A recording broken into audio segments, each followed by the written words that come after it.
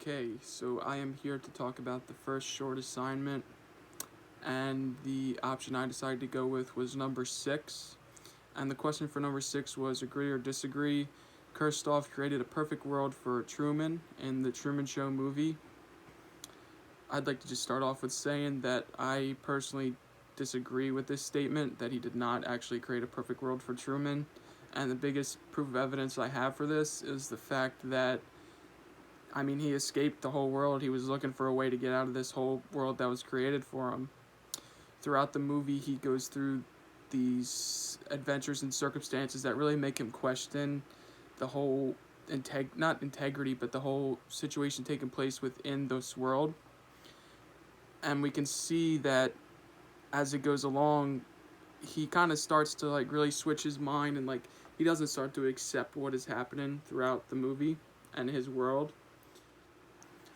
And although this world was free of worry and not having to really fear anything, at the end of the day, I think really what makes this not a perfect world is that everything is fake. He's living in a false reality. Everything he knows and he's gone through in his life has been set up, and he's being watched by other people. At the end of the day, it's really hard to define really what a perfect world is for someone. I guess you can look at it as being happy and healthy and following through with their promises, and I guess doing something with their life, whatever. It really depends on the person.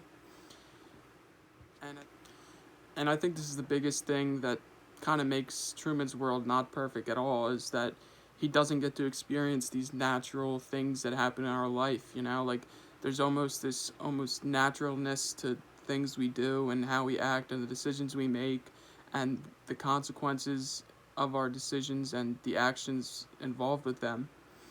Truman is kind of put in this place where, regardless of what he does, he can't really have control over it. For example, in one scene, I remember he's trying to take a plane and get away and go somewhere, and they deny him the opportunity to do this. In a real perfect world, you have the choices to be able to go out and go adventure and live your life to the fullest any way you want to. I think the biggest thing that makes it a perfect world for us is having these choices and being able to do kind of whatever we want. We really don't get to do whatever we want, but the whole premise is that your whole life is choices, and the choices you make is what becomes of your life. And in this film, Truman doesn't really get to make these choices like I just said.